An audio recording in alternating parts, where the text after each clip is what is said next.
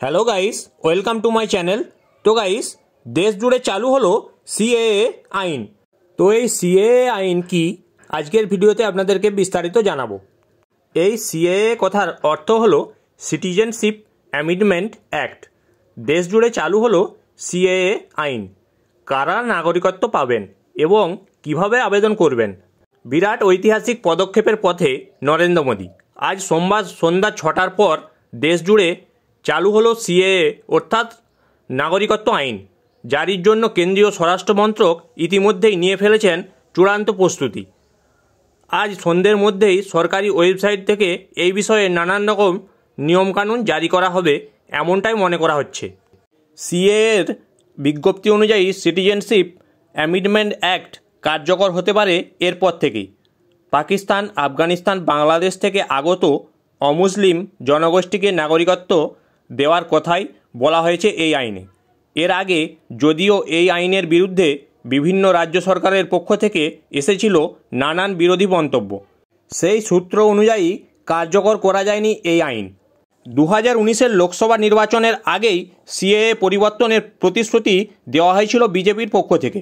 তাই 2024-এর লোকসভা নির্বাচনের আগে বিজেপি এই আইন জারি করতে না পারলে ভঙ্গ হবে প্রতিশ্রুতি। পশ্চিমবঙ্গের একটা বিশাল অংশের মানুষ, বিশেষ করে মতুয়া সম্প্রদায়ের কাছে নাগরিকত্ব লাভের জন্য বর্তমানে এই আইন অত্যন্ত গুরুত্বপূর্ণ। বর্তমানে মতুয়া সম্প্রদায়ের নেতা কেন্দ্রীয় মন্ত্রী শান্তনু ঠাকুরও কয়েকদিন আগেই জানিয়েছিলেন লোকসভা নির্বাচনের আগেই দেশে লাগু হতে পারে সিএএ আইন। আর সেই কথার মান্যতা দিয়ে আজ সন্ধ্যায় দেশ জুড়ে চালু হলো সিএএ আইন। সিএএ অ্যাক্ট কি? সিএএ অর্থাৎ সিটিজেন অ্যামেন্ডমেন্ট অ্যাক্ট ভারতের নাগরিকদের ওপর ঠিক কতটা প্রভাব ফেলতে পারে নাগরিকত্বের এই সংশোধনী আইন। স্বরাষ্ট্র মন্ত্রকের খবর অনুযায়ী ভারতীয় নাগরিকদের সঙ্গে সিএএ বা নাগরিকত্ব সংশোধনী আইনের আপাতত কোনো রকম সম্পর্ক নেই। আপাতত এই দেশের নাগরিকদের মৌলিক অধিকারের উল্লেখ রয়েছে ভারতীয় সংবিধানের মধ্যে। কোনো আইন এই অধিকার কেড়ে নিতে পারে না।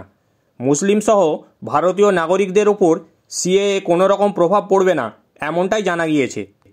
তাহলে সিএএ কাদের জন্য কার্যকর হতে পারে? 2014 সালের 31শে ডিসেম্বরের পর পাকিস্তান, বাংলাদেশ, আফগানিস্তান থেকে ধর্মীয় কারণবশত হিন্দু, জৈন, বৌদ্ধ, পার্সি এবং খ্রিস্টানদের জন্যই তৈরি হয় এই সিটিজেন অ্যামেন্ডমেন্ট অ্যাক্ট বা নাগরিকত্ব সংশোধনী আইন। এই তিন দেশ বা অন্য কোনো দেশ থেকে আসা মুসলিম সহ অন্য কোনো বিদেশি শরণার্থীদের জন্য আপাতত এই নিয়ম কার্যকর হবে না। তাহলে কিভাবে সুবিধা হতে পারে? পাসপোর্ট বা ভিসার মতো নথি না থাকলেও ভারতীয় নাগরিকত্বের জন্য আবেদন করা যাবে এই আইন অনুসারে। এমনকি সিএএর মাধ্যমে শরণার্থীরাও পাবেন আবেদন করার সুযোগ। দ্বিতীয়ত, ভারতীয় নাগরিকত্বের জন্যে তাদের আবেদনের রাস্তা হয়ে যাবে আরও মসৃণ। এক্ষেত্রে বসবাসের ন্যূনতম সময় 12 বছরের পরিবর্তে করা হচ্ছে 6 বছরের। অন্য দেশ থেকে যারা এখানে এসে অবৈধভাবে বসবাস করছেন, বিশেষ করে মুসলিমদের কি বিতাড়িত করা হবে? এর উত্তরেও বিজেপি সরকার জানিয়েছেন একেবারেই নয়। কোনো নাগরিকদের বিতরণের সঙ্গে আপাতত সম্পর্ক নেই সিএএ। 1946-এর বিদেশি আইন এবং 1920-র পাসপোর্ট আইন অনুযায়ী এই সংক্রান্ত বিভিন্ন সিদ্ধান্ত নেওয়া হয়ে থাকে। বিদেশি নাগরিকদের ভারতের প্রবেশ এবং প্রস্থানের সম্পর্কিত সিদ্ধান্ত নেওয়া হয়ে থাকে এই দুই আইনের ভিত্তিতেই। তবে কোনো ব্যক্তির ধর্ম বা দেশের ভিত্তিতে নেওয়া হয় না কখনোই। তো গাইস, নাগরিকত্ব পেতে কিভাবে আবেদন করবেন? বিজ্ঞপ্তি অনুযায়ী 2014 সালের আগে যে সমস্ত শরণার্থীরা এদেশে এসেছেন তারা অনলাইনে আবেদন করতে পারবেন। তাদের বৈধ মোবাইল নাম্বার থাকতে হবে।